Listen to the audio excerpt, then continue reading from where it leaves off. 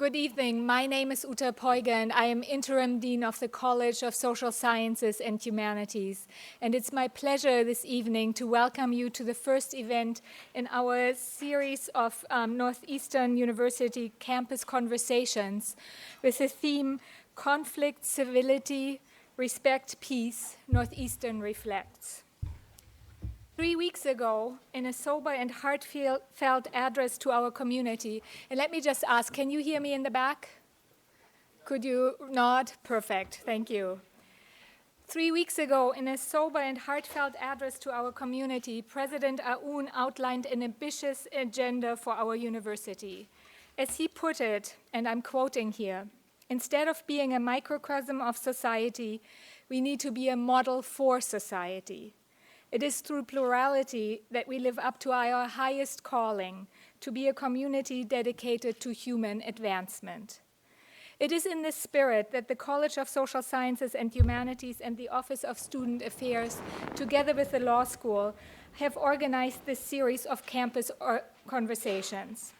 And we are delighted that Michael Dukakis has agreed to President Aoun's request to host this series. Let me say a few words about the ambitions of our series. The series will have 3 events this semester and then 3 more in the fall. Recognition of diversity and plurality is central to building a strong campus as well as a functioning society. And yet campuses, like other communities, can also be subject to efforts to sow conflict based on political opinion, based on religion, race, ethnicity, citizenship, sexual orientation, or other individual traits. Northeastern faculty and students are deeply engaged in studying the promises of diversity as well as the roots of hatred and violence in numerous locations around the globe. Students and faculty also participate actively in local, national, and international efforts directed at preventing violence, at resolving conflict, at building peace. As members of the Northeastern community, we recognize that our work in the wider world can only be effective if we carefully reflect on our challenges at home. And as a historian of Germany and as a student of comparative genocide, I am keenly aware of how profoundly relations between neighbors can break down in a short period. Valuing diversity and building bridges across our differences are essential for establishing sustainable communities and for educating global citizens. Our series is designed to elevate civility and ethical reasoning on campus and also globally. Each event will trace the arc from recognizing conflict to building peace. It is wonderful to see so many of you here today because these conversations can only succeed with your participation. Our ambition is for Northeastern to become a pioneer in what the organizing committee for the series has called civic sustainability. And we were pleased to hear that President Aoun also took up this term in his speech 3 weeks ago. What do we mean by civic sustainability? Our working definition of civic sustainability has several key features, and let me give them to you. To practice civility while engaging with diverse opinions, to acknowledge past problems, to broaden personal networks, and to find common ground in social action. As we are pursuing these goals, we will do what we do best at Northeastern, to combine intellectual rigor and academic research with experiential learning, and to do this with attention to both the local and the global. Tonight, we start with a conversation between you, the audience, and panelists who are experts on the roots of hate and conflict, and also on conflict resolution, as well as on student life. In other words, we are seeking to understand and overcome hate. For our next event on March 20, we are asking student panelists to reflect on how their intellectual growth and their varied experiences on dialogues and service learning or on co-op lead them to suggest some possible changes that might in fact make the I Am Northeastern pledge more ambitious. And once again, we are counting on an animated discussion with the audience. Our third event will turn to questions of coming to terms with the past and will be Northeastern's Holocaust commemoration in early April. Let me add that in building civic sustainability, campus discussions will be as important as what takes place in other venues. Tonight's session is going to be, or is being, video taped, and our panelists will be working with student affairs to help develop new discussion materials drawing on this session. So again, participate in the discussion. In turn, these materials will become part of the programming during orientation and also for programming in the residence halls. Let me thank the organizing committee for the series, and especially Jack McDevic, Erica Koss, Laura Renkel, and Bob Jose for all their work on the series. In a moment, I will turn the microphone over to Northeastern's provost, Stephen Director, who is a great champion of our efforts. It is good to see so many of you here ready to fulfill our ambitions. The ambition to build civic sustainability in the Northeastern community, the ambition to be a model for other campuses and a model for society, and the ambition to make the world a better place. Thank you.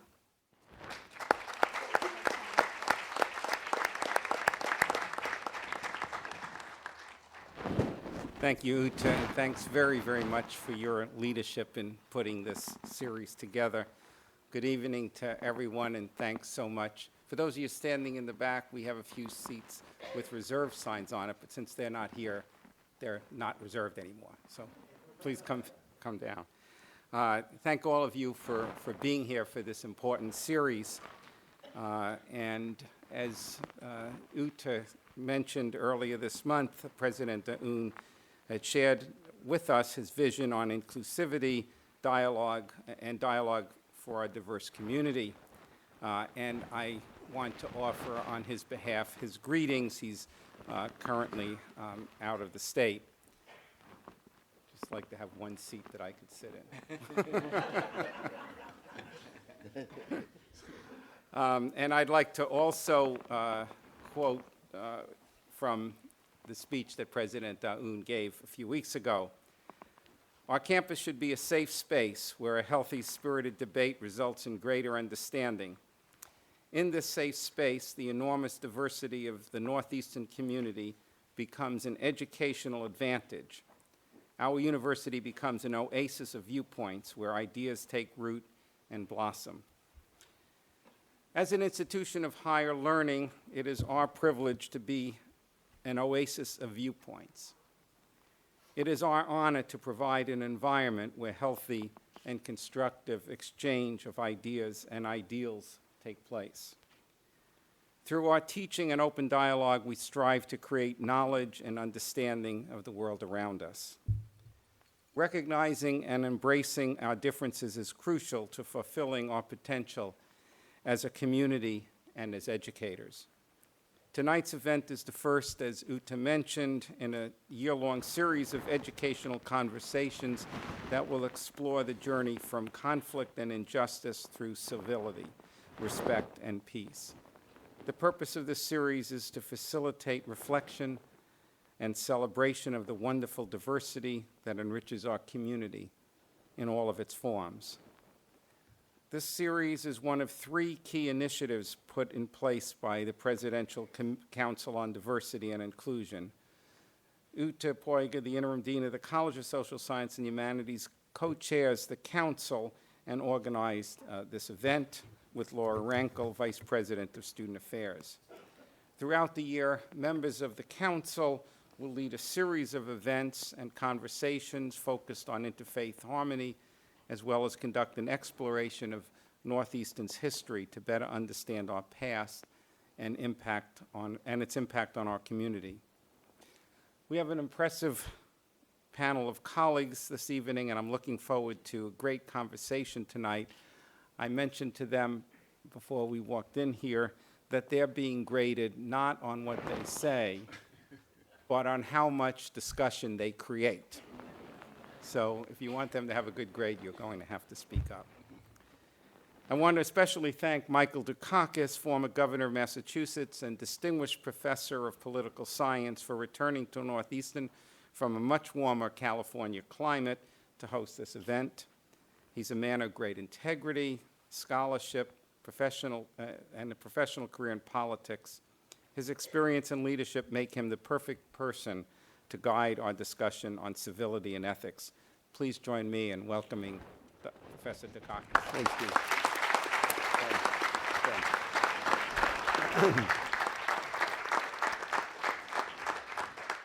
Thanks, Steve, very much, and thank you all.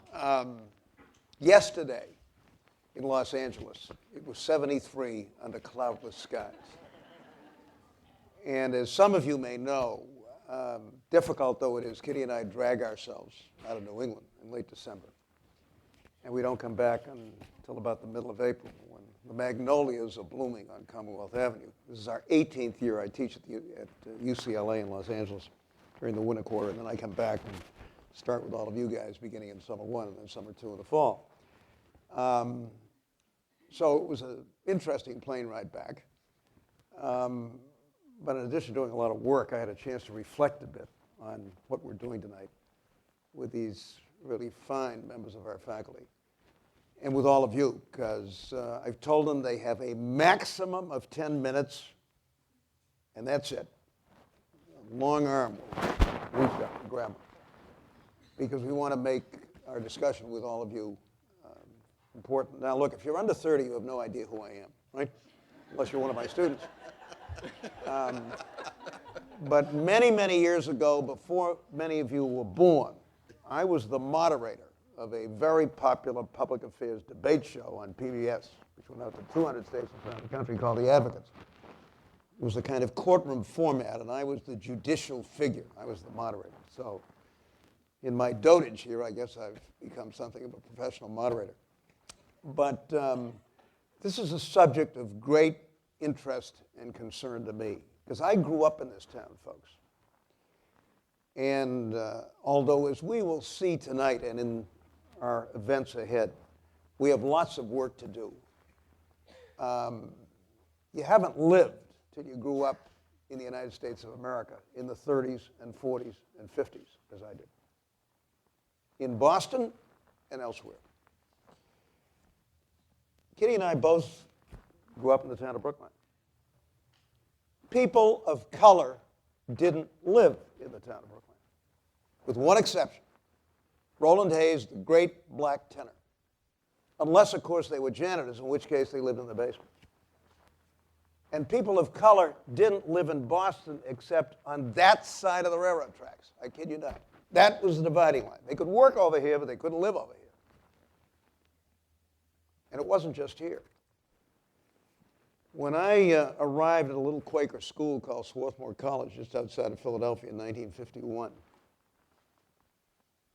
the barber shops in the borough of Swarthmore, 9 miles southwest of Philadelphia, would not cut the hair of black kids at Swarthmore.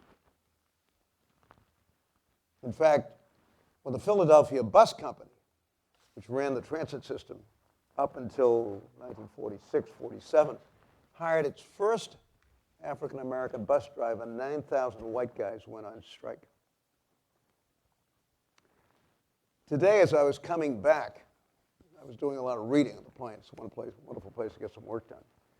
And I was reading a draft of a memoir written by a guy named Larry DeCara, who many of my colleagues will recognize as a very bright, progressive young city councilor who grew up in Boston, went to Boston Latin, went to Harvard, ran for office. The year he graduated from Harvard, was in the city council, has done lots and lots of good things. And he talked about what it was like growing up as an Italian-American in St. Gregory's Parish in Dorchester, and how he and his pals went over to the beach in South Boston to swim and were confronted by a young South Bostonian who said, "What are you guys doing here? Jews can't swim on this beach." To which DeCara responded, "I'm not Jewish, I'm Italian." "We don't like wops either," said this guy. This was in the late 1960s in Boston, Massachusetts. And it was a reflection of attitudes all over the country. As a matter of fact, Jack Curry, a former president of this place, told me that when he was an undergraduate here, about the same time I was an undergraduate, elsewhere, there was one African-American member of the entire student body. So, on the one hand, we've come a long way On the other hand, this is a work in progress, folks. And we were just reminded of this the other day when the president of Emory University, a distinguished and esteemed university with a reputation, I think, for being quite progressive and liberal, recently apparently cited the 3/5 compromise in the Constitution. That's the one that credited southern states with 3/5 of each slave for purposes of congressional representation. Cited that as the kind of constructive compromise that I guess members of Congress and the administration might be looking at as a model for dealing with a sequester. Well, very embarrassing. He's apologized 50 times and so on and so forth. But it's a work in progress. And as you heard from Uta and from Steve, it's campuses and universities like this that not only have to be examining all the time how we're doing, but if at all possible, can serve as models for what we want to see a greater society do. So that's why we're here, and that's why I'm here. Don't ask me why I have a frog in my throat. I got a cold in December here, and even the warm California sun has not been able to get it out of my throat. I hope by the time I get back here, middle of April, I will have a clearer voice. In any event, it's great to see so many of you here, and I hope and expect that this reflects your very strong interest in this. And it's a particular privilege for me to be able to do this with 4 people who I admire and respect and have done great work here. So each of them has 10 minutes. We're going to start with the 2 Jacks, and then follow with Rich Gordana. And then once they give us the benefit of their wisdom and their reflections on this, we're going to go out to the audience, and I hope you'll have lots to say and lots to ask about. And this will be a great kickoff to what I hope is going to be a very good series of meetings in the course of the year. So let's begin with Jack Levin. You're on. You're on.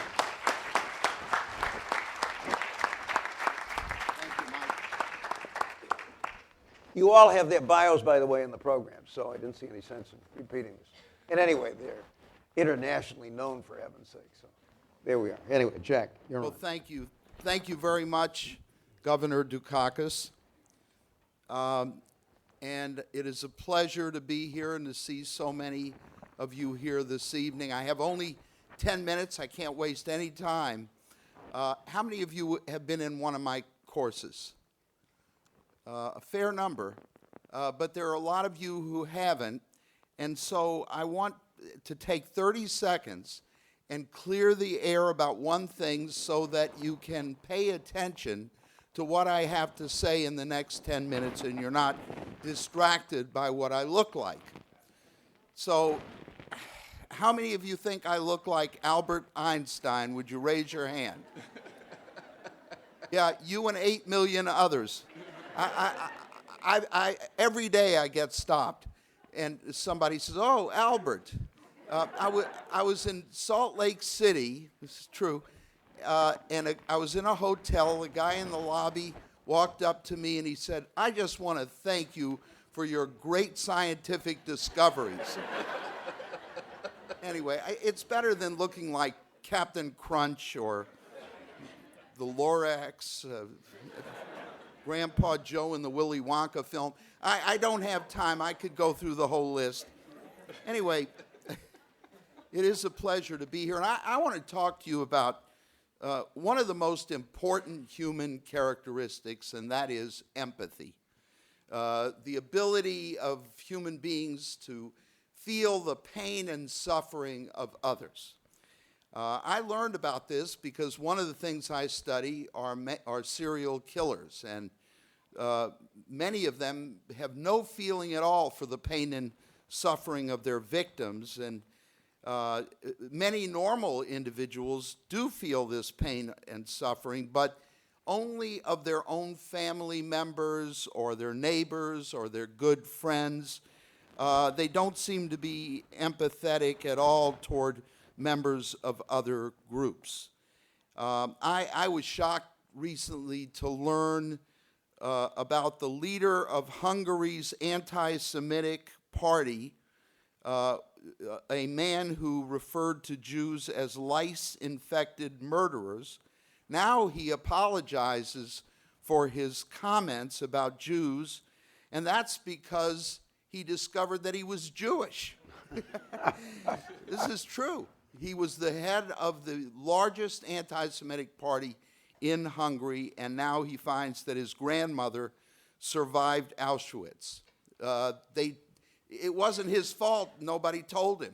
His grandparents decided it would be better off not divulging their true religious identity, and he had no idea he was Jewish. But now that he sees that he is, all of a sudden he's pro-Semitic. Unbelievable. And unfortunately, many people simply don't have empathy beyond their own self, beyond their own group. I'm sure that some of you remember the late Christopher Reeves, who was also Superman. Unfortunately, not enough, because his devastating spinal injury eventually did him in.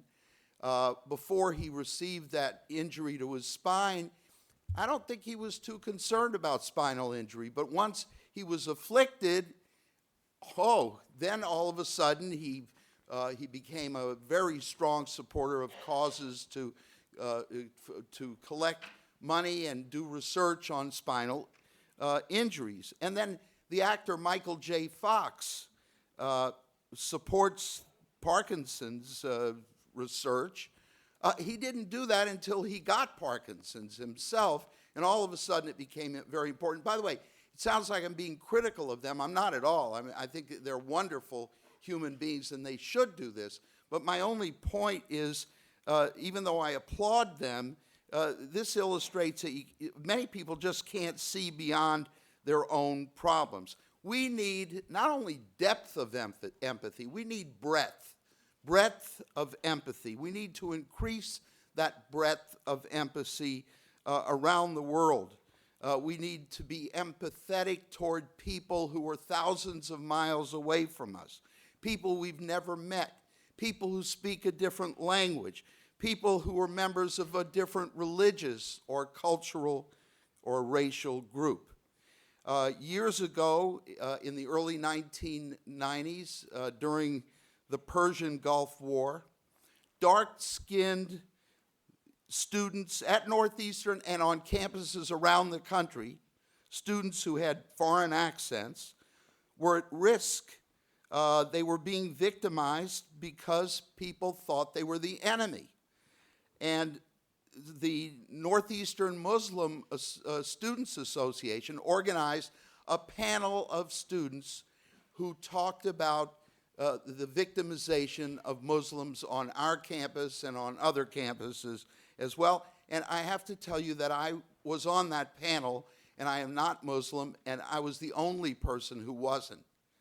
Then a few years ago, at a time when gay students were being harassed, Northeastern's gay and lesbian population organized another panel, and this time I was the only straight person on the panel.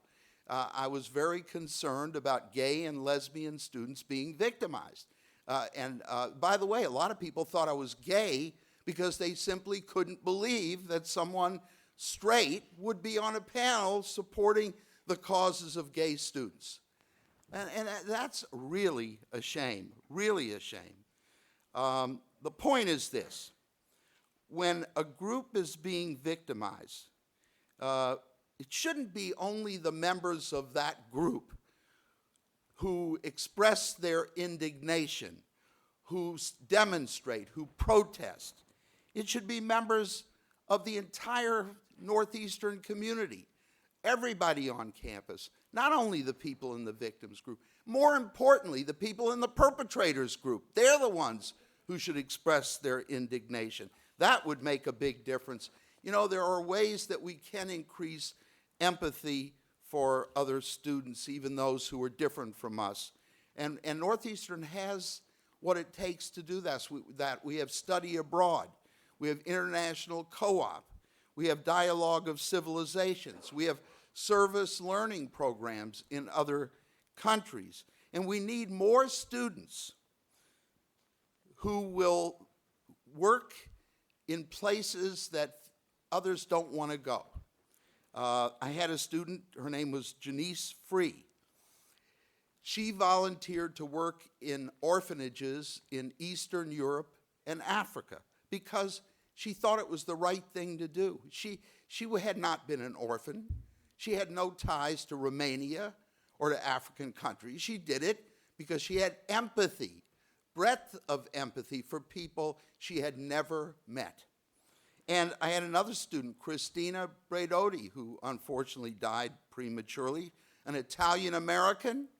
She had no Jewish ties, but her dissertation was a study of the trauma experienced by Holocaust survivors in Argentina. And she made many trips there, and when she died, she was eulogized by Jews from Argentina who remembered her research. Later on, Gordana Rabrenovic is going to suggest that it's just not enough that we have contact with the members of other groups. We have to cooperate with them. And I don't want to overlap with her, but I just want to say that it is very important that we cooperate toward the satisfaction of some important objectives and goals that we all share, like winning the World Series. Now, in 2007, I don't know whether you remember this, the Boston Red Sox won the World Series. I was talking about this today in Gordana Rabrenovic's class. If you were in there, you're going to hear the same thing again. Sorry. But I do remember it very well. Ninth inning, end of the game, all the members of the Boston Red Sox ran out on the field and hugged one another. Hugged one another. Do you know that that year the members of the Boston Red Sox included blacks, whites, Latinos, Asians, one Native American who was still the center fielder, right? It included Muslims, Christians, Jews. I mean, the whole range of humanity was represented on that team. And guess what? They hugged one another. It's astounding because there are so few places in this world where you can say that. And I challenge you to find those places, to take those opportunities, to come together with people who are different. Put aside those differences, find those aspects of humanity that you share with them, and in order to satisfy and achieve certain goals that you wouldn't be able to achieve otherwise. Thank you very much. Thanks, Jack. Professor McDevic is next. Can't help but add that in response to Jack's comments that I hope that Native American center fielder is going to stick around for a while. I agree. Very concerned about this trade talk. Yeah. And I watched him when he first came up with the Lowell Spinners many years ago. That's the Red Sox farm team. Anyway, Professor McDevic. Thanks a lot, Governor. Thank you all for coming. We weren't sure what the turnout was going to be like, and this is really remarkable, and we really do appreciate all of your time, taking your time out this evening to talk about this important issue. I'm going to talk a little bit briefly as a criminologist about the most serious outcomes of hatred and bigotry, which are hate crimes, crimes that occur. And I tell you a little bit about the work that Jack Levin and I have done for over 20 years, trying to understand the dynamics and hopefully leave you with some ideas about how to prevent incidents to escalate to that level where they become criminal incidents. So one of the things I wanted to say is that start as a definition, right? What's a hate crime? A hate crime is a crime that's motivated either entirely in part by the person's difference. It's important to know that what I'm going to talk about now are crimes. They're not use of language, which we'll end with, but these are criminal incidents where the cause of the crime is a person's race, religion, ethnicity, sexual orientation, physical disability, mental disability, gender, that the first message I'll send is that anybody in this room can be the victim of a hate crime. When we look at the FBI data, there are white victims, African-American victims, Latino victims. All different groups can be targeted because you're seen as different. And it becomes very, very dangerous. One of the things, when the governor was talking and telling you about occasions in the past where these kind of incidents have taken place, I do want to caution you that when we look at the data that's reported to the FBI every year, there's been about 7,000 hate crimes since 1990. And this is a time when, as a criminologist, I can tell you crime is going down, down, down, down, down. But the hate crime levels are relatively flat. They're not going down. So it's something that happened in the past, but unfortunately it's something that's still happening today. And why we care here at Northeastern is the third most common place for a hate crime to occur in the United States is a college campus. The third most common place. So it's an issue that we all face. And at the charge of our president, we can become a model of how to deal with that. Hate crimes are message crimes. It's about sending a message. We don't want you on our college campus. We don't want you in our residence hall. We don't want you in our community. And it's really important that all of us stand together and send the message back that we don't agree with that. As I said, anybody could be a victim of a hate crime. But every group experiences that victimization differently. So if I'm talking about somebody from the LGBT community, then that's a whole different set of issues. Jack and I have had a chance to interview lots of victims of hate crimes and lots of police officers who investigated them. What the police will tell us is, I've never had an African American or a Latino victim of hate crime say, I can't tell the police, I don't want my family to find out that I'm black. Or I don't want my employer to find out that I'm Asian. But for the members of that community, there's a whole different set of stigma. For the members of the African American, Asian, or Latino community, if you're attacked because you're black, how do you make yourself feel safe? Sometimes if you might be LGBT, you can pass. But when you get up in the morning, you're still black. When you get on the T, you're still black. When you come home at night and you go into your house where you should be safe, people can still attack you because of your race. It's something you carry with you wherever you go. And it's a different way that victimization presents itself. And for the Muslim, Sikh, Hindu members of our community, one of the things about their victimizations that's different is that when something happens in a different part of the world, somehow we in America decide we're going to go beat up people. So wars, attacks, bombings result in giant spikes in hate crimes against that community. So each community experiences that differently. But one of the things we know about the hate crimes from the time we studied them is they're incredibly brutal. That somehow when we can define someone as different, that means they're not human. That means we can treat them in a much more brutal fashion. One example, in Dorchester, here in Massachusetts, crime investigated by the Boston Police Department. 12-year-old girls walk into school. A car full of guys pulls by her and says, hey, N-word, get out of our neighborhood. She does everything right. She doesn't give them the finger. She doesn't do anything wrong. She just continues walking, heading to school. The car drives up the street, turns around, comes back down, and 4 guys get out.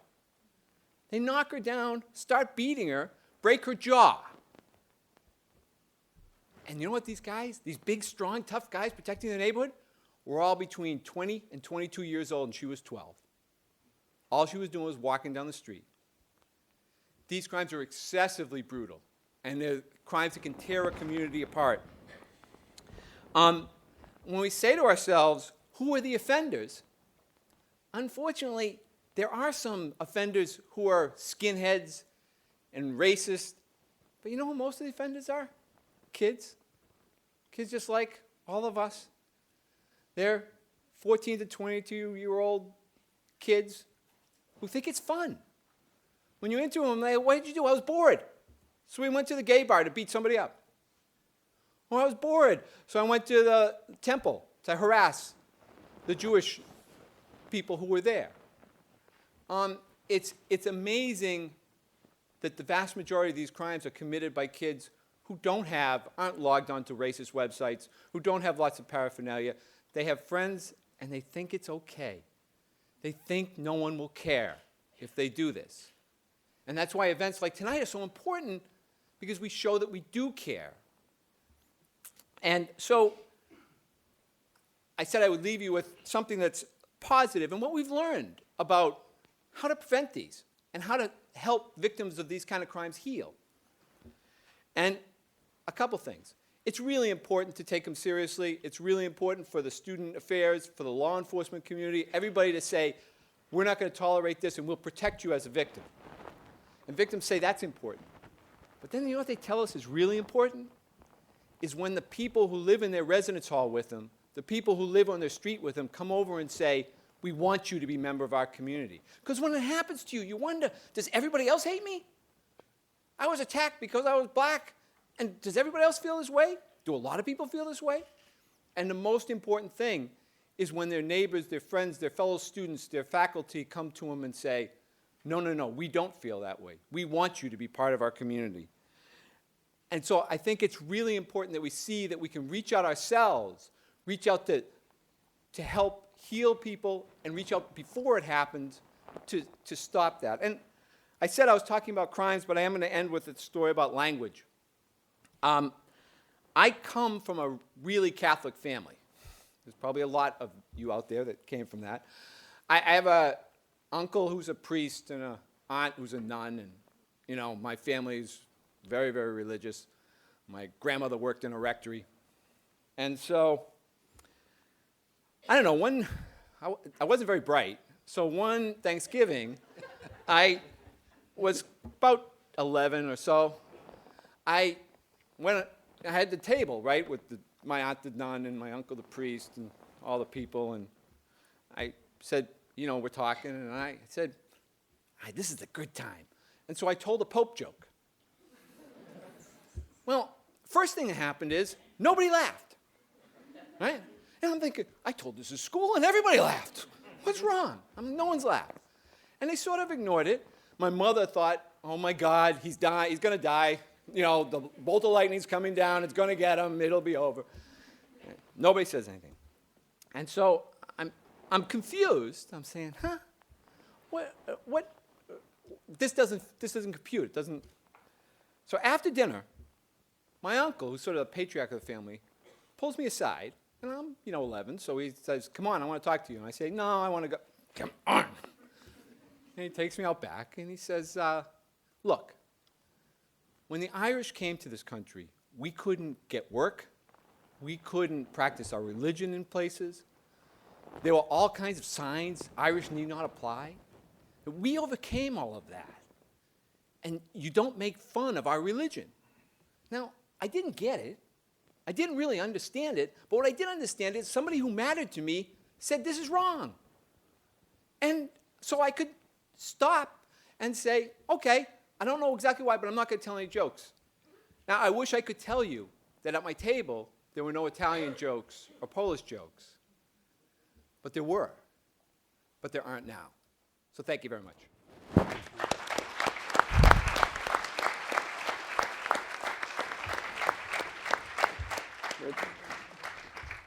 First time I met Professor O'Brien, he was about that high.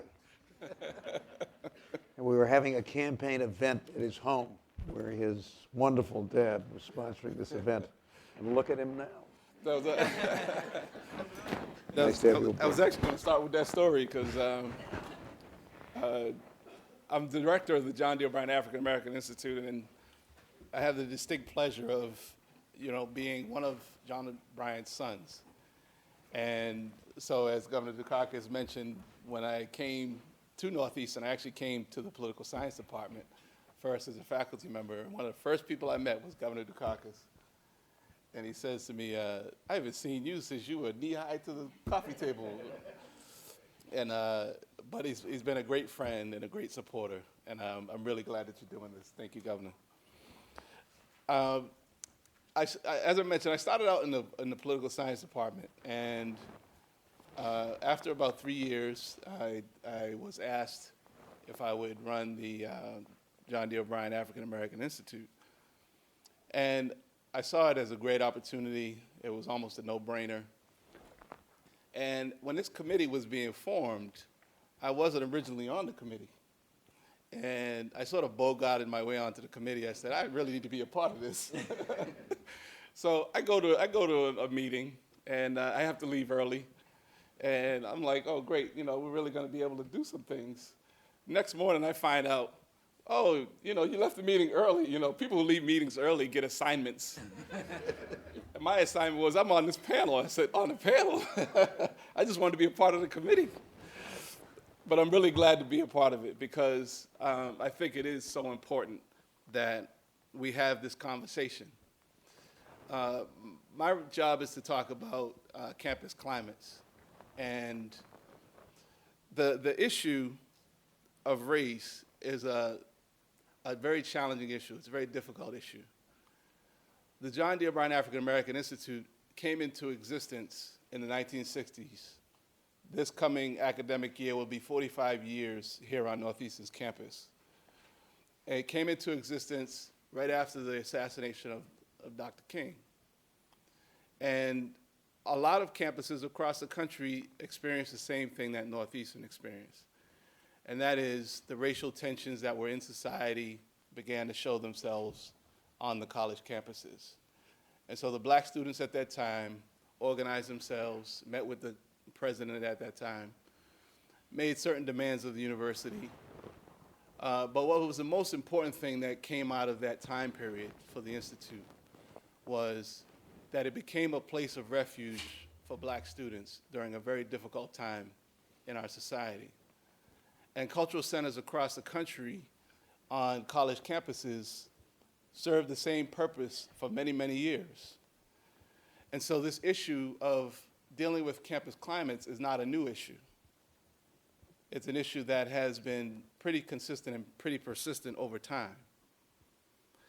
And so one of the interesting things, as I was preparing for this talk today, is that colleges and universities, higher education in particular, it represents an interesting space to deal with the issue of race. Because in the Journal of Higher Education and Management, which has grappled with this issue on several occasions, Altbeck examined the racial dilemma on college campuses. And one of the things that's very complex about this challenge is because, on one hand, students who come to universities are considered adults and expected to be responsible for their actions. But on the other hand, universities are expected to help shape the racial attitudes of students, and then universities are held responsible when a racial incident occurs. It becomes a very difficult challenge and a difficult balance to talk about these issues, influence these issues, but then also expect the young people to take responsibility for them. In 1992, Jurado, in our highly cited study, The Campus Climate, Context, and Conflicts, found that, this is in 1992, 1 in 4 students perceive considerable racial conflict on their campus. It's proportionally much higher for four-year institutions. Few students saw diversity as an institutional priority. Minority students believe institutional commitments only came about when tensions were low, but when they were high, they didn't see the same commitment. White students were less likely than black and Latino students to perceive racial tensions on campus. Jurado's study has been revisited and reviewed several times, and there have been many campus climate studies that have occurred since then. And in 2009, Harper from the University of Pennsylvania tried to capture the themes that still exist today on college campuses across the country. One of the first theme was that there's a differential perception of campus climates by race that doesn't seem to be changing.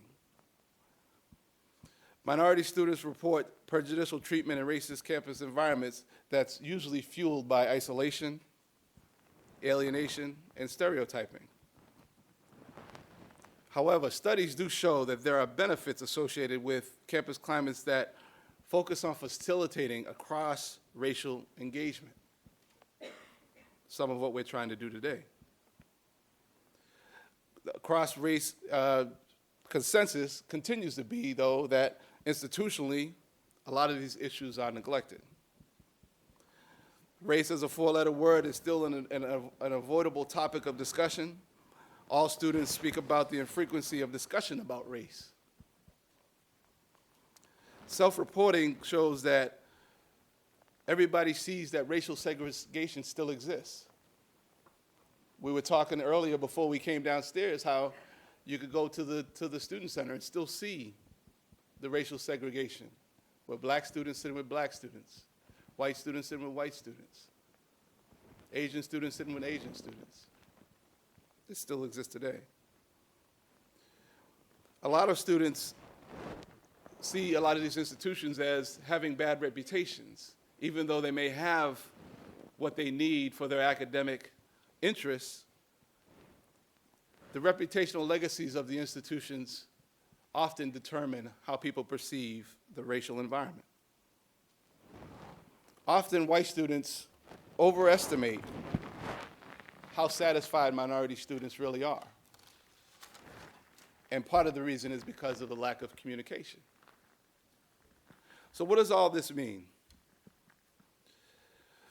There are implications and opportunities here for campuses across the country. The consistency of these themes over time calls for some level of transparency in trying to address them. Universities shouldn't wait till a racial incident occurs to have these conversations. Involvement at all levels, from students to administrators to faculty, in discussing and addressing the issues. It becomes all of our responsibility. Racial realities have to be studied and understood in order to be addressed. We have to really know where people's thinking is and how people feel, and not wait until an incident happens or incident occurs. And then finally, administrative leadership alone is insufficient. It has to occur at all levels. Yes, like the president of Emory, the leadership doing something like that obviously sets a horrible tone. But that doesn't mean that we all don't have some responsibility at all levels. As I said, from students to administrators, to faculty, to staff, it's all of our responsibility. So in conclusion, the racial climate issue still exists on college campuses across the country. But the big question is, what will we do about it? Will we talk about it, like we're trying to start today? Will we be honest with each other? Will we be willing to deal with those difficult questions? It's all questions that we got to grapple with. And I think we can. And I think this is really a great place to start. Thank you.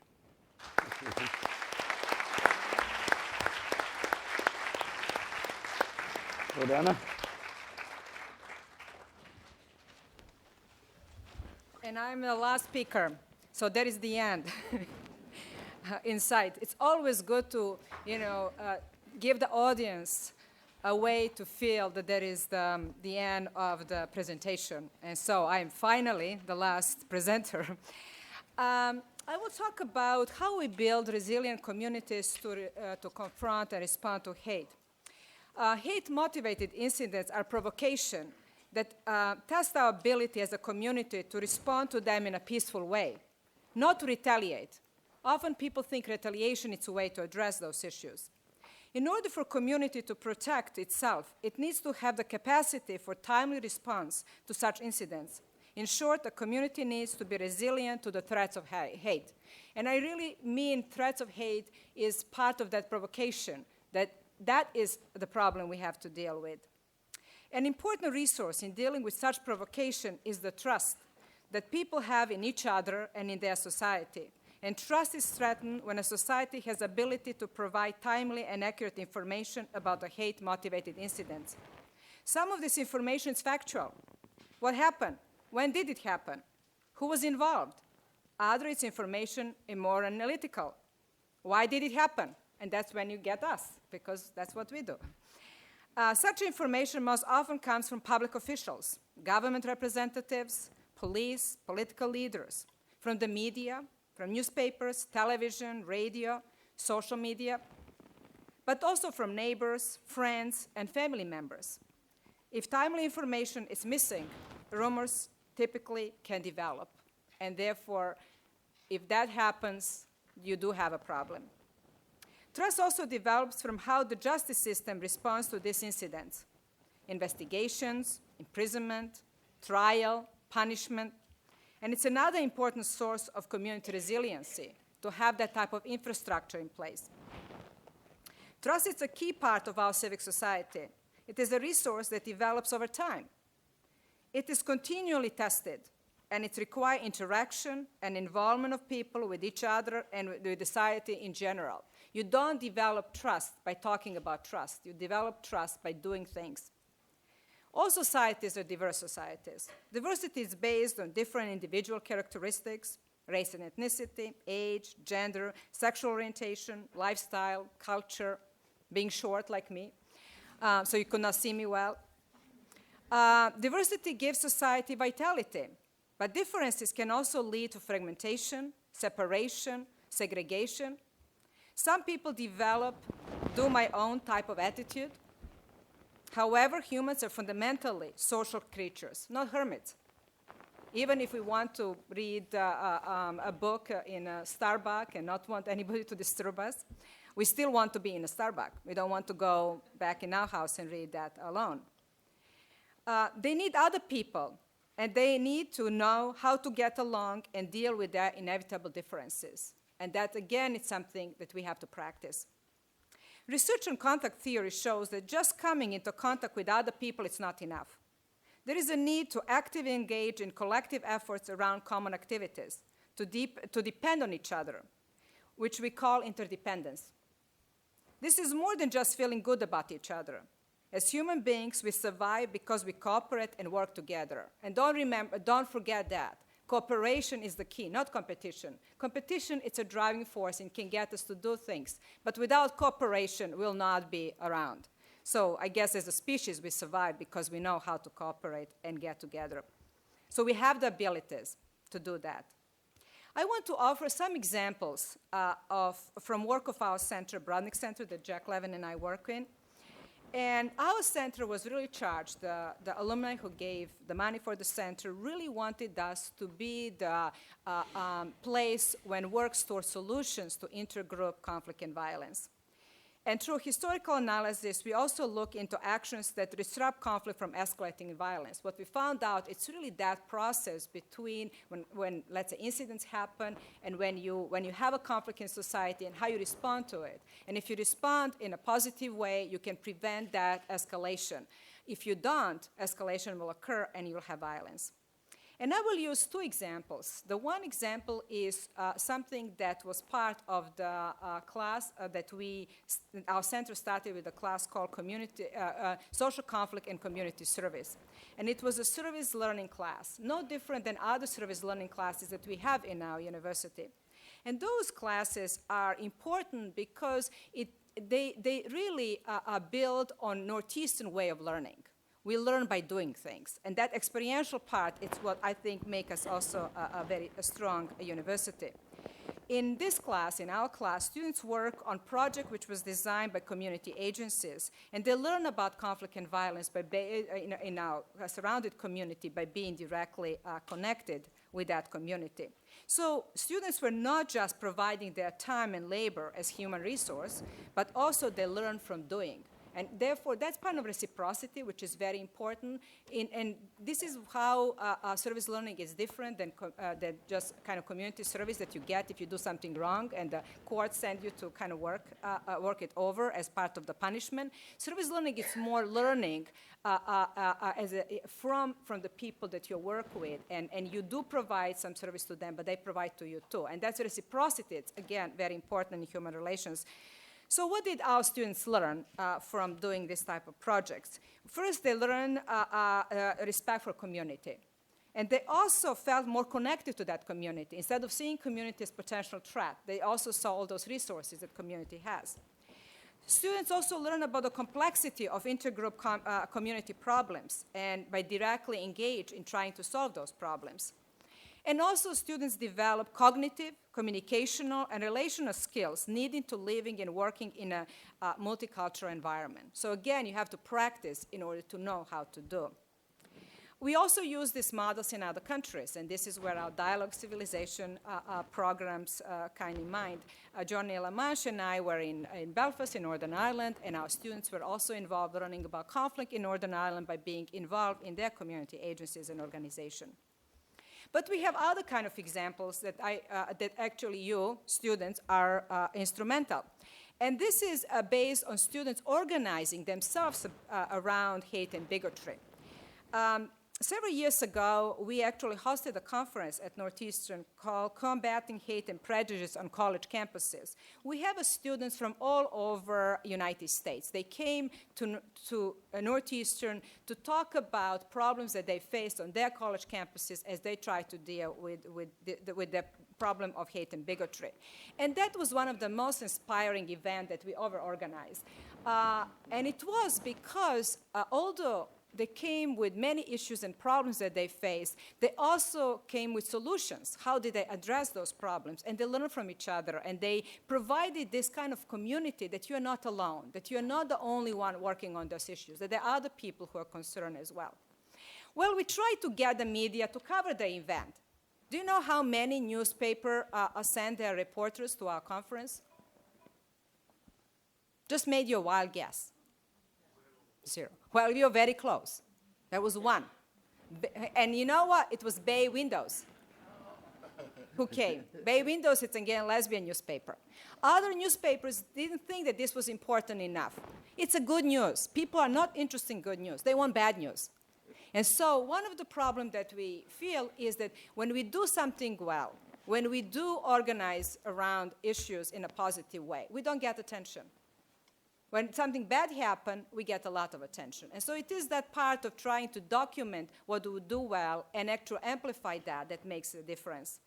And not only college students are involved in this type of activities. We also collaborated with an organization called Youth Lead on organizing a conference during the Memorial Day when most of us are not around.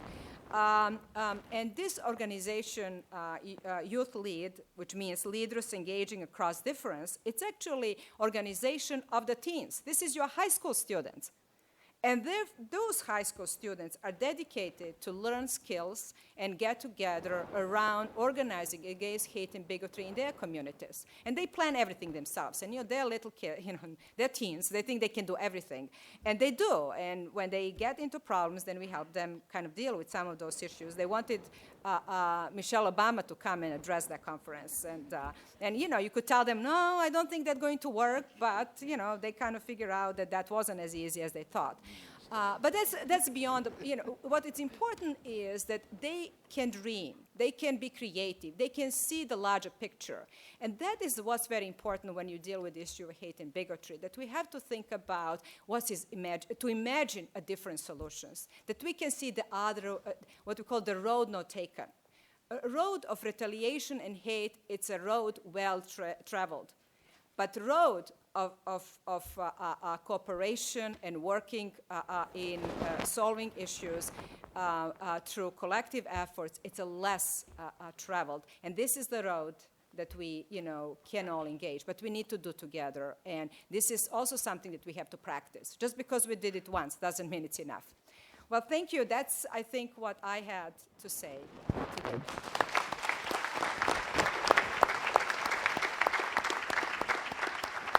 Yes, Gordana. Now, let me ask a question. Do we have hand mics somewhere here? Where are our sound people? Yes? We want people to come here because we're taping this. This is on the record. So if you have a question or a comment, we want you to come down here. While you're thinking about those questions and comments, let me just toss a quick question at you guys, just for a quick minute, each of you. How would you assess the state of the climate on this campus now? Jack, let's start with you.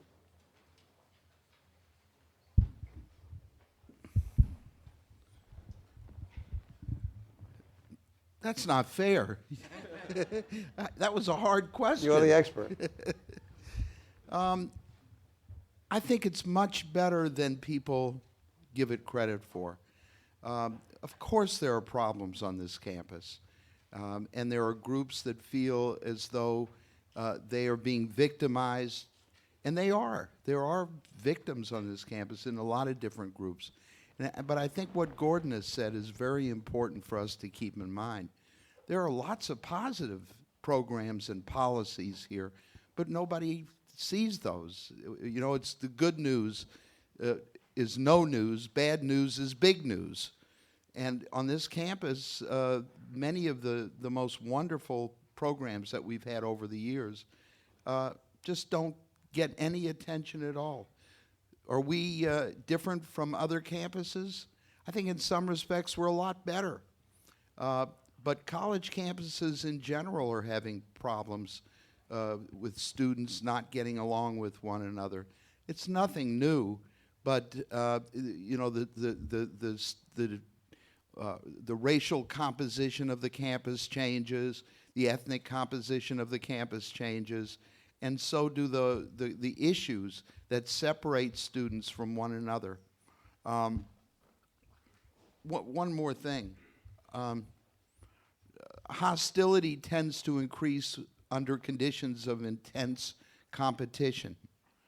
And our students are very competitive in a positive way. They're great students, and they want to succeed. But the problem is that too often they don't see one another as allies. They come here seeing one another as opponents for scarce resources. Not only grades, but popularity and budgets for organizations and jobs and co-op positions. Yeah, it's that competition, that extreme competition on our campus and on many other campuses that tends to increase the ill will, the feeling that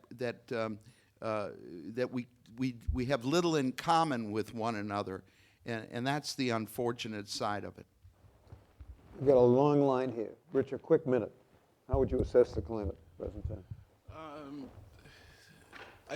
I couldn't say definitively it's one way or another, but having known and seen Northeastern change over the years, it's come a long way. And just like society, we got a long way to go. Great. Want to just check? No? Go right to them? Okay. Good evening, everybody. My name is Khalid Kamal. I'm a Saudi Arabian student. I'm a senior here at Northeastern, and I'm currently the president of the Saudi Arabian Student Organization on campus. I would like to thank you all for the great discussion. I wanted to just comment saying that there's a new center in Geneva built by the King of Saudi Arabia called the King Abdullah Center for Interreligious and Intercultural Dialogue. It's a very unique and new center, and I think they're opening up internships for students soon. And I would also like to thank at this Paid place, or unpaid? Paid. Paid. It's Saudi Arabia, so it should be paid. I mean, Saudi government would pay Interest for of it. full disclosure. Transparency, right? And also, I would like to encourage my other fellow students to participate in the study abroads and the dialogues. I've been on 3 study abroads already. I've had the opportunity to do an internship at the European Parliament in Brussels, I'm going to the Geneva Dialogue with Professor Garcia. She's not here with us today, but that's going to be in the United Nations. So you meet a lot of new people, different cultures, different places. And currently I'm doing an internship in Governor Deval Patrick's office. So Northeastern does open up a lot of doors and gives you opportunity to express and see different cultures and people, religions, politics. And thank you. A good experience for you. How many Saudi students do we have on campus? We have about 350 undergrad and graduate students. Saudi Arabia. Yes, sir. Interesting. Okay, thank you. Thank you. Ma'am.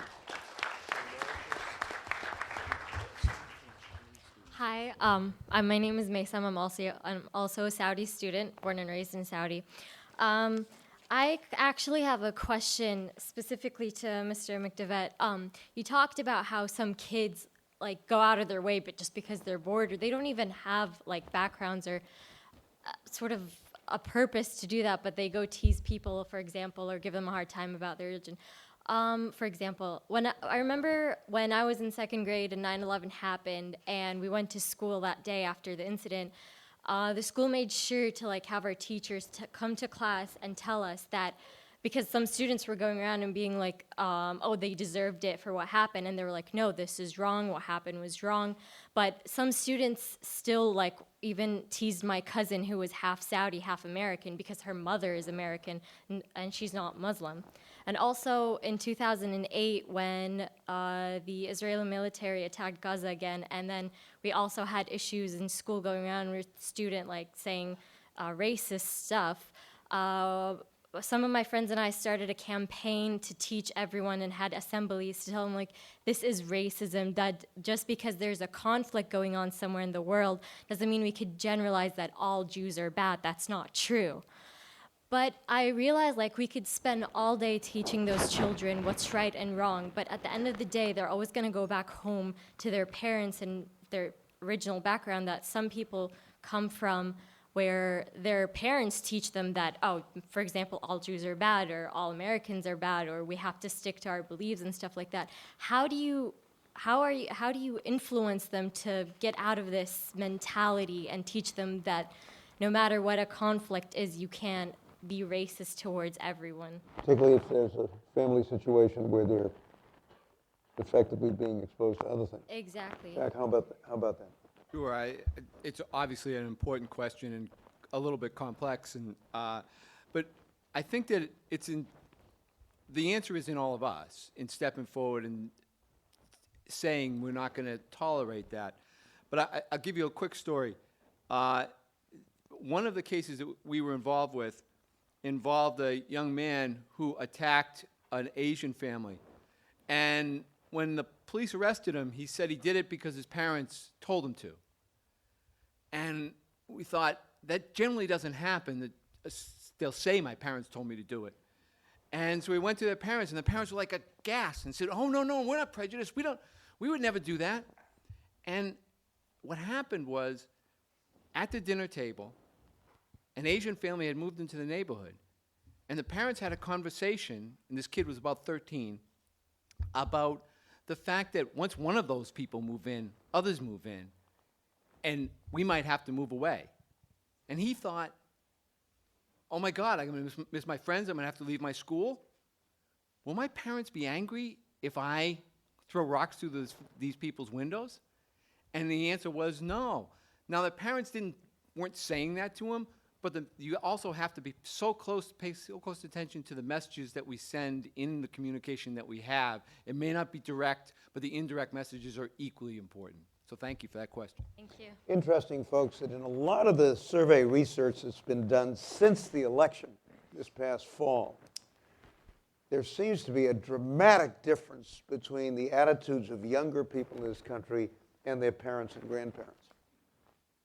I mean, dramatically so. And I don't mean just in terms of party affiliation, but openness to diversity and those kinds of things. So those attitudes may be in the home, Jack, and I have no doubt that they influence people, but for whatever reason, the kids and grandkids seem to be much more open to diversity than their parents and grandparents. And the age divide is just dramatic when you look at these numbers.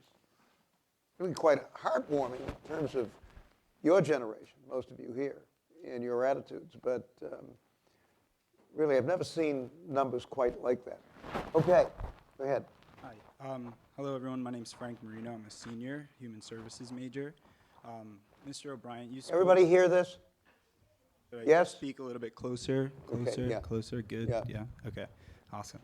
Mr. O'Brien, you spoke about how the institution hasn't necessarily been the leader at the forefront for, addressing these kind of issues, and it's been kind of like a student pressure kind of thing. And I guess I'm just wondering why we haven't seen the university been a leader in protecting its most vulnerable students. For instance, I've seen this university drag its feet in implementing gender-neutral housing, gender-neutral bathrooms, building an LGBTQ center on campus.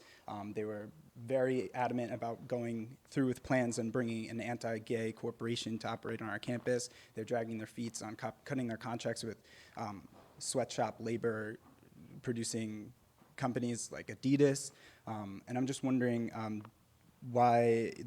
especially what this Presidential Council on Diversity and Inclusion is planning to do to push the university administration to address to hold them accountable for their role in perpetuating these systems of oppression that ultimately manifest in hate on campus.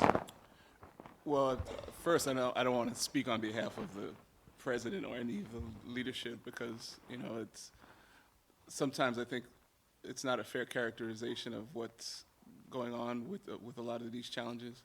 And the second thing, I think the committee is just getting started, and so I think we got to give them a little bit of a time to try and see what comes of the efforts, because I think everybody involved really wants to try and address some of these issues.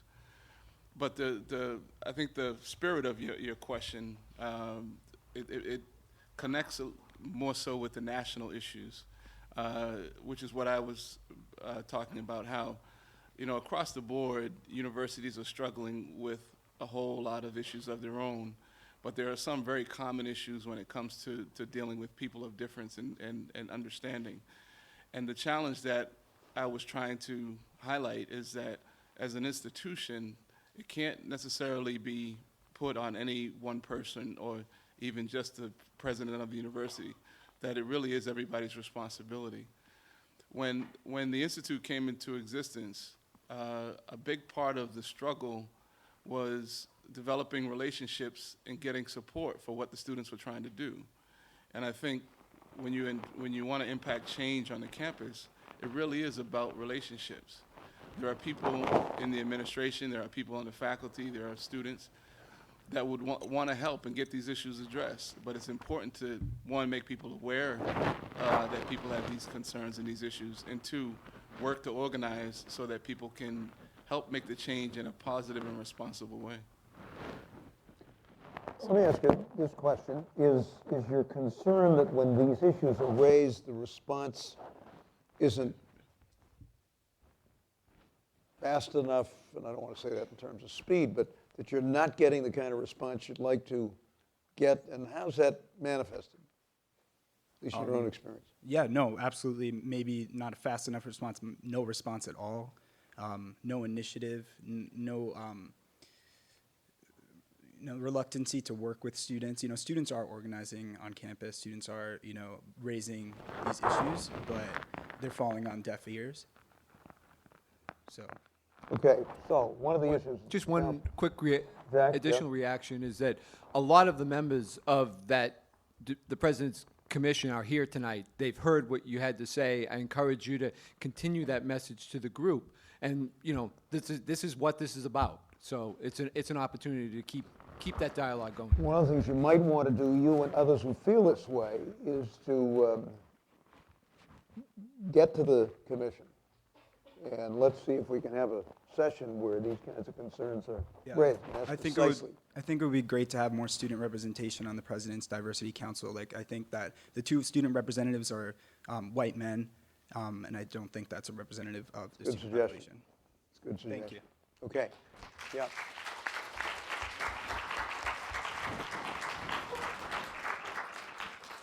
Good evening. My name is Katya, and I'm Political Science and International Affairs major. And Where are you from? I'm from Russia. Okay. And I have a question to Mr. Levin. Yeah, hello. Due to the fact that today there's no... Dr. Einstein. Dr. Einstein. No, go ahead. Due to the fact that today there's no real statistical change in the number of hate crimes, what does the government do to minimize the hate crimes? Gee, did I say that? Oh, Jack McDevic. We both are named Jack, 'cause I get confused sometimes. So I say Jack Jack L. I'm Jack L. Okay? Jack? You can answer it. Well, I think that, thanks for your question. I think that what the government's trying to do is to sort of, a new initiative to train police officers to recognize this. Far too often these kind of crimes occur and the police walk away, and the police won't take a report, they won't take it seriously, and at the same time we have other parts of our society, the schools, everything else, that have to step forward. But one of the important parts is that we can document it, so if you feel like you can go to the police, they'll take it seriously, they'll investigate your crime, and they'll try to protect you. And by the way, Russia itself is currently having serious problems.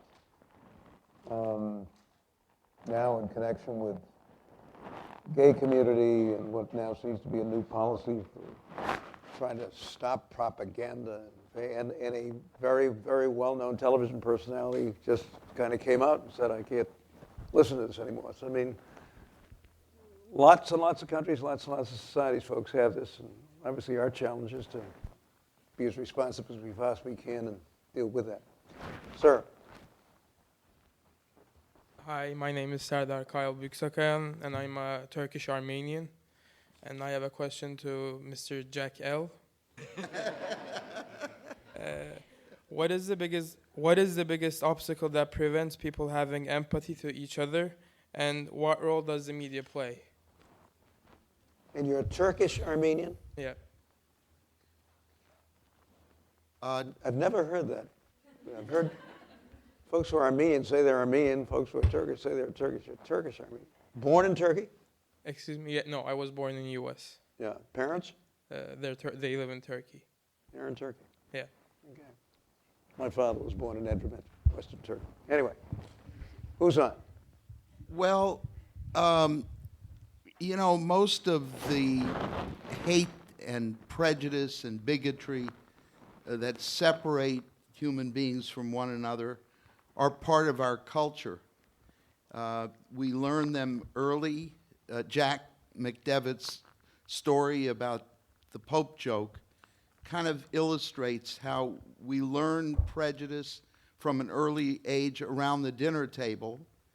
And then when we're older, we learn it from our friends, from our teachers, from television programs, from motion pictures. Certainly the media do play a role. There are a number of stereotypic characterizations, for example, of Muslim Americans on programs like 24 and on Homeland as well. And it's unfortunate that we have to rely on these stereotypes.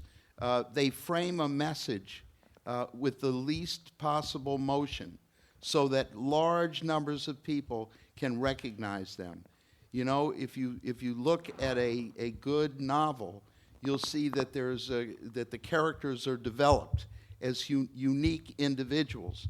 But on most television programs, they've got like 30 minutes to an hour, and they're not going to bore people with these characterizations. Instead, they rely on stereotype portrayals. And unfortunately, the media, it's not just the media, but the media do seem to transmit these stereotypes from one generation to another, and that's what's happened in the United States and around the world, by the way. The media have done that in other countries as well.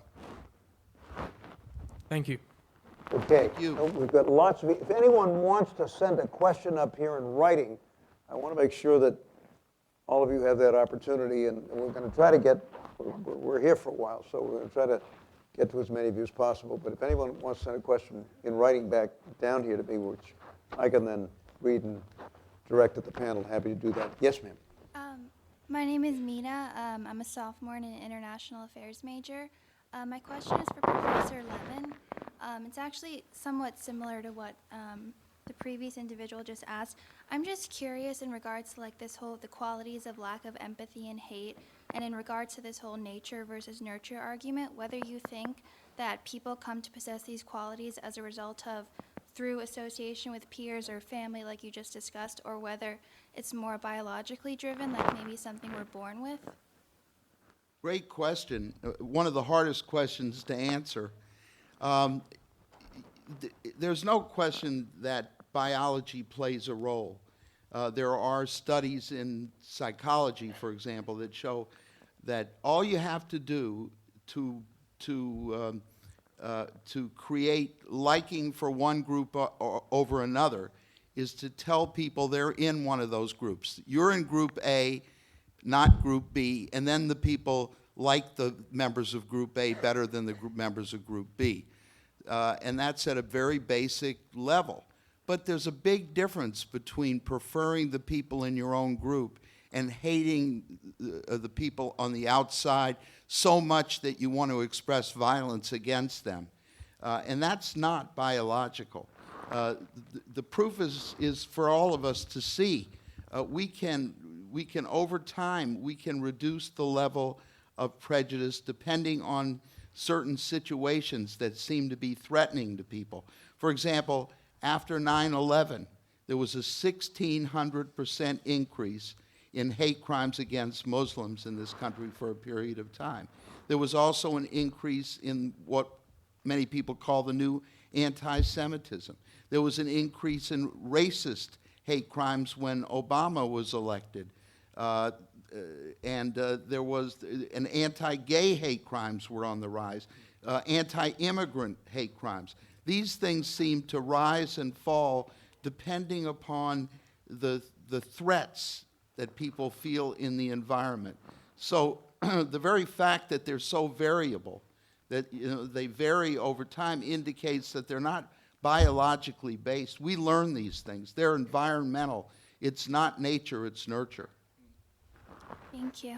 Thank you.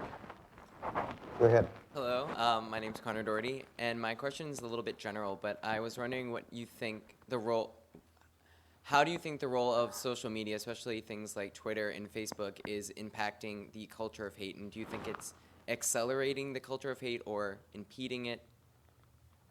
That's it. Who wants to try that? A very, very good question.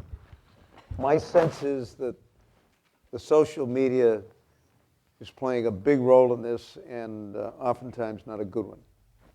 Yeah, social media, a lot of studies have been done about how community develops as a result of social media. And how community develops? How community develops. In a positive way. In a positive way. Yeah. But the unfortunate thing is it could also be used in the same situations to develop communities of hate and communities of anger and disgust. And the unfortunate thing is they can connect in ways that make it very difficult to often put your hand on or your finger on where it's emerging from. It's not a simple answer as to how to correct it, because social media has become so pervasive in our day-to-day lives.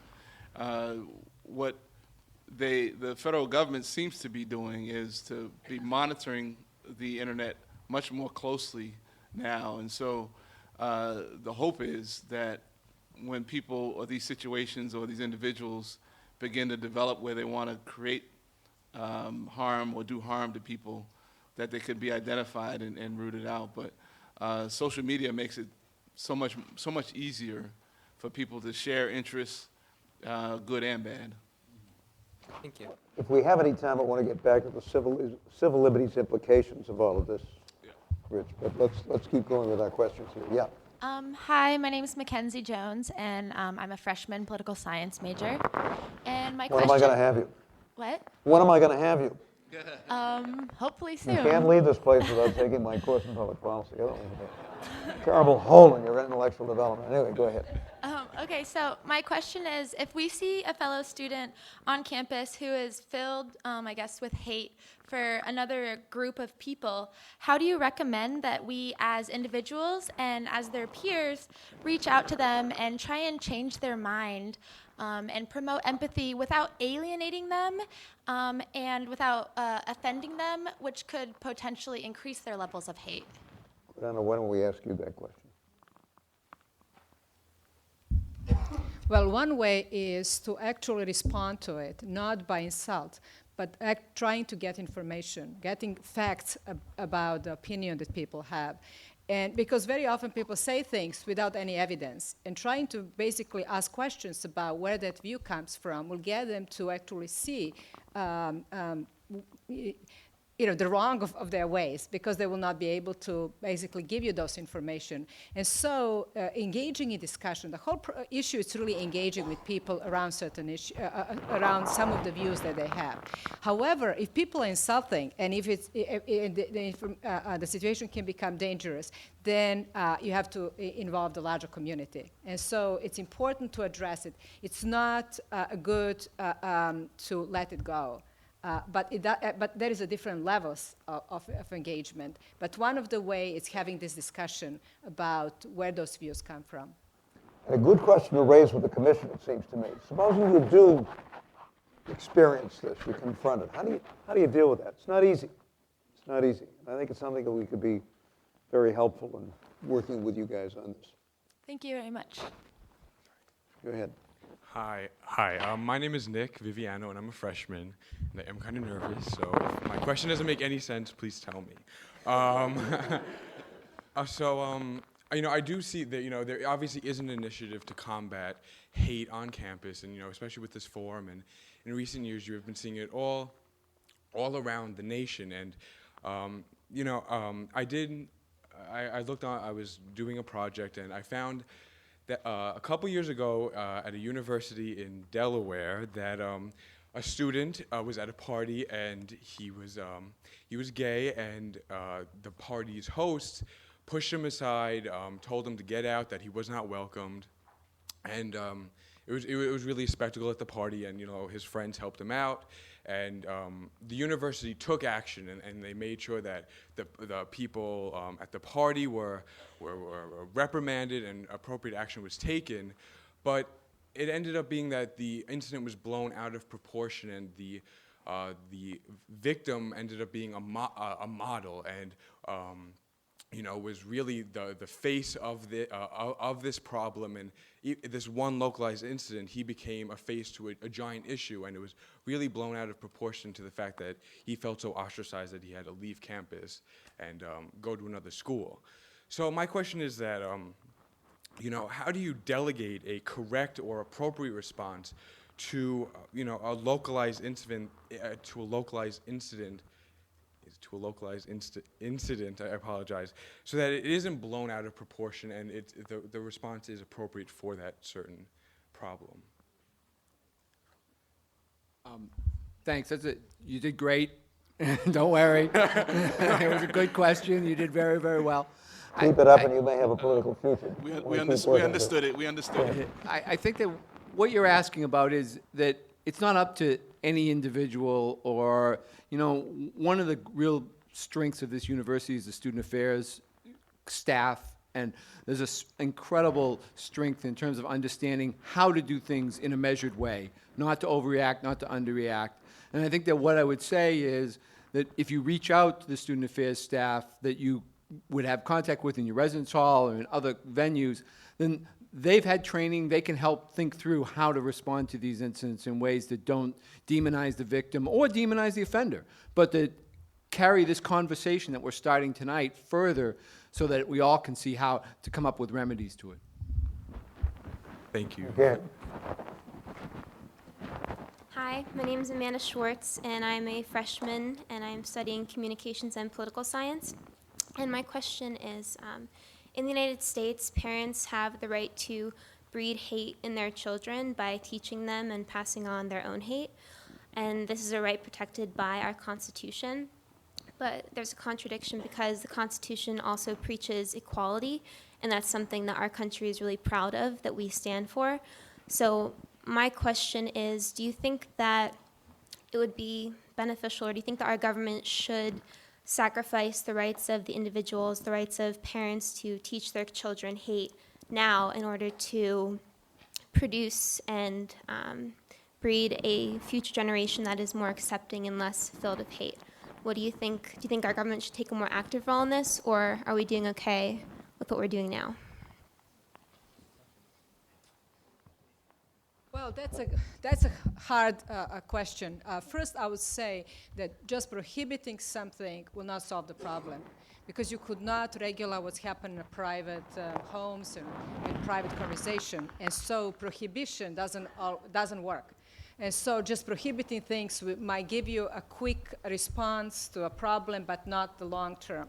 The long term, it's developing whole issue of respect for the other people and appreciation for the society in which you live. And it's really based on a social norms, what the society thinks it's important. Part of what we do as a humans, we do have a structure in a society. We know what's right and it's wrong, but we practice what's right and wrong. And we practice by being corrected when we do something wrong. And so the parents are part of that community. And so it's not just responsibility of the parents to bring their children, but it's the whole community which is important. And parents who also have to fit in a community have to be part of that community. So what you find out is that we as a society actually tolerate certain behavior. And that is what's happening, that the parents and the friends and others will pick up on it. And we find vulnerable people. And then sometimes they're immigrants, sometimes they're racial groups, but every society has their vulnerable people. And how do you know they're vulnerable? Because they don't have power in a political process, because we make jokes about them, because they have the lousy jobs. And so part of that vulnerability of the group actually create these stereotypes and prejudice that we have about it. So it's not just the parents' problem. It happens in individual level, but it's really societal problem. And so it is that where we have to work. This is why we talk about civility at our college campus, because we are a community. If we tolerate certain actions, and we do tolerate it because we don't speak up, because the people, in some way, those vulnerable people like gay and lesbian, if you talk about them, do not have an equal status, or some other kind of groups that is fighting for their place in a society. So that is the vulnerability of the population that is part of social vulnerability, not just individual. So I think that's the...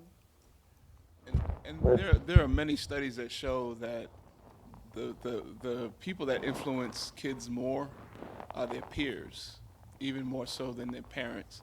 And so I think, if we can create some positive community that these kids can become a part of, then despite what they may be hearing from their parents, I think we can impact them and have a positive effect.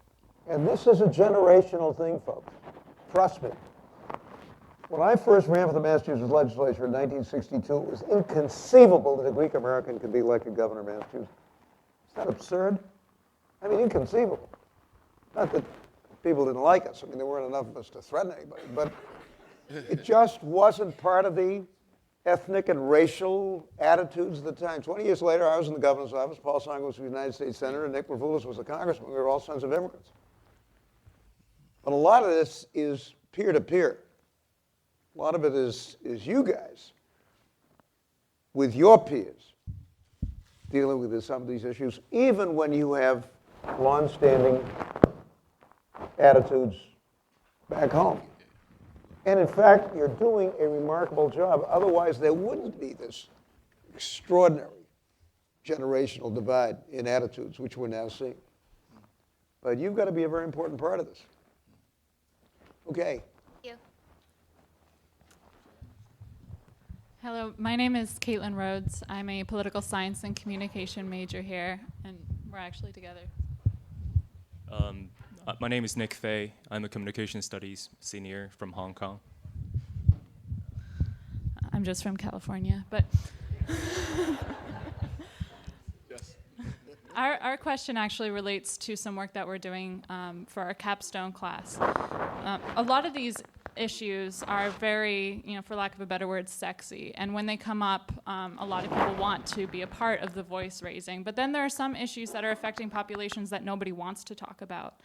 For example, we're working on issues facing foster youth, and it's really hard to get the media to raise any story about these kids and young adults. And also the incarcerated. We're also working on juvenile incarceration. That's another issue where not only is it hard to raise the dialogue, but also when it is raised, the media sensationalization is very biased and one-sided. They pick one kind of story, and that's what everyone's writing about. And we're trying to figure out how can we put the pressure on to raise a more ethical debate, not only bring up these issues, but also talk about them in the multifaceted ways that they affect our communities. What does it feel with that? Just a simple question. Do you guys? No, I think that what you're offering is that these kind of issues, the incarcerated juveniles, and it may not be the place that we're going to make that through the media. I think there are other political forums that we'd have to establish to have a voice for those groups, to have, you talked about it being complex and nuanced to try to understand that. That's not what the media does. They don't do complex and nuanced. They do simple and sensational. So I think that this is something where you may end up having to take a lead in conversations in groups on campus and going to legislators and policy people and trying to see how can we move that forward. I think the governor here has always been a person who helps groups sort of get to the access points in the system where you might be able to make a difference. You keep trying with the media, but it may be that there are other more effective routes. Let me say this, though, Jack, that as the father and grandfather of two professional journalists, there are thoughtful and responsible journalists who, if you connect with them and sit down and begin to educate them, may very well do serious and effective reporting. Mm-hmm. So even though I think it's fair to say that sensationalism is a part of journalism and always has been, look for journalists who are likely to do this kind of thing, and they're out there. They're out there. And I think some of us probably can be helpful in connecting you with them. But don't think that you can't find some people in the media that may not be extremely interested, extremely helpful. Thank you. Okay. Thank you. Sir. Hi everyone, how are you doing? My name is Joshua Frank, and I'm a junior. I'm finalizing my dual major between political science and sociology at the university, actually. First person to do that, so just pat myself on the back for a second. But before I ask my question... If you want to take public policy administration and you were here tonight, let me know. We'll give you a special credit preference. Before I ask my question, actually, I wanted to make a few points. I wanted to point out in the front row, Alex Kern, director of the New Center for Spirituality, Dialogue, and Service. I actually met him 2 weeks ago, I think, a week ago, at an interfaith council meeting. So it's somewhere that you can continue. Put your hand up and wave so people right know here, who you yeah. are. Somewhere we can continue the discussion in a more religious setting, I would say, between people of different faiths. Definitely, obviously, something in terms of dealing with hate. So just pointed that out. Actually, this Wednesday, 6 o'clock. 6 o'clock this Wednesday in Sacred Space. There you go. Sorry. Okay, so question. We got about. I wanted to make one more. People. Yeah, I know. One more point, really quickly. So this summer, I actually spent about 10 days in yeshiva in Israel. I actually read a book which was called Ahavas Yisrael. It was about to love your fellow man, or woman, or however you'd like to take that. It talked about something called, pretty much the entire book was about removing hatred. And so I asked the rabbi, I said, I was disappointed towards the end because it didn't actually tell you how to love someone. He said, when you remove hate, what is left? So I wanted to touch on that, and I thought it's very, very poignant. I wanted to talk about pretty much what everyone at the council, everyone touched upon. I wanted to ask, how can you teach morality? How can you teach this basic desire to love? especially in America when you can't really do it in a religious way. Obviously, we have the separation of church and state. You can't go within that religious connotation. So how can we teach morality?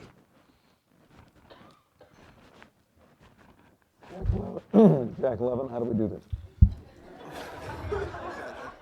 I always get the hard ones. Well, there's a separation between church and state, but many, if not most, Americans are religious. They have religious affiliations. They belong to churches and synagogues and mosques, and morality is still taught through religion. Now, that doesn't mean it has to be taught through religion, and there are other ways of doing that, but certainly we do, in many cases, learn to be ethical and moral and responsible people through religious beliefs. And there are many Americans who do that. We're a secular society, but we also have many Americans who are still observant, and so I think it's a false assertion to suggest that religion has nothing to do in this country with morality. I think it has a lot to do with it. It does. Okay, we're going to keep moving along here. Good evening. My name is Brendan Welch. Sorry, should I back up a little? No, you're fine. Sorry. Good evening. My name is Brendan Welch. I'm a senior and a history major. And before I continue, I'd just like to again thank the distinguished panel for their time and for their insight. I do have a question, and I feel it might be out of place, but in the discussion that we've had tonight, I'm wondering about the social effects of economic disparity. How we isolate ourselves based on our income level. I know that in an environment where we have people coming from mixed income households, we have coming from a diverse array of backgrounds, how do we challenge sort of the isolation that people may build for themselves? I'm not sure if this is an evident issue here at Northeastern, but I just wanted to posit the question to the panel. Rich, you want to handle that? Yeah, just to make sure I understand you correctly, you're saying that essentially economic disparities of that students that are here on campus or in society? Well, I'd say if we're converting the university from a microcosm of society to a model for society, then if we're currently in the microcosm and we reflect society, then the economic disparities, rather the social effects of those economic disparities, how we group ourselves together based on our household's income levels or our income levels, who we associate ourselves with. And what in this environment of this diverse environment, this intellectual aggregate, what sort of relations, what sort of insight does anybody have? Right. That's just my Let me see question. if Sorry. I apologize. I think it's very philosophical. We did a study of community at Northeastern a couple years ago, and one of the interesting findings was that the thing that tied students together most was their area of discipline. They were very focused on being successful academically. And then, it spilled into student organizations and shared interests. But I don't think anywhere in that study we found anybody segmenting themselves based on economic background. Part of what Northeastern's challenge is with the cost of education now is trying to continue to create opportunities for those who wouldn't normally be able to afford to come to Northeastern.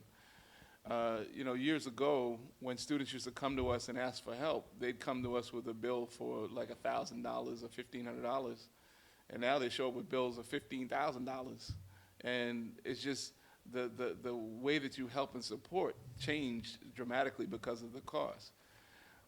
Most students that are here now most likely have a way to pay for college. It's not like it used to be where you would come and work and try to make your way through the university. So I don't know that from the way the communities have developed here at Northeastern that you have those communities segmented and separating and isolating themselves. Now, if you look at it in the broader society, educational opportunity should be available to everybody. And as a society, we have to figure out a way to continue to make college education available and affordable for people who may not be able to pay for it, but have the intellectual capacity to handle it. Thank you.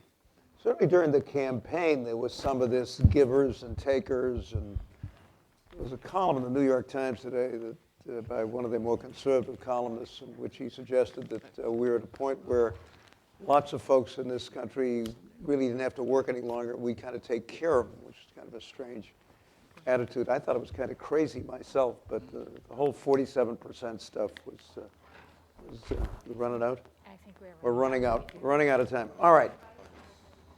I think we're going to have to close this down, and I'm sorry, and I apologize to you guys. Let me suggest this. Uta, if you can give me a point of contact where these folks can email questions to somebody, which can then be part of the commission's response and discussion, I think that would be helpful. I think that's an excellent idea, and we should decide quickly on it. Who's going to be the point of contact I here? think that's an excellent idea, and we should, in fact, create an Can we email get that address out? for the commission. Why, for now, don't we, in fact, use Erica Koss as the contact? Okay. If you do eKoss at neu.edu, email her with questions, and we'll see that we integrate them into our deliberations. And there is a reception after this, so those of you who didn't have a chance to ask a question, please join us, and we'll be around for a while, have a chance to chat with you.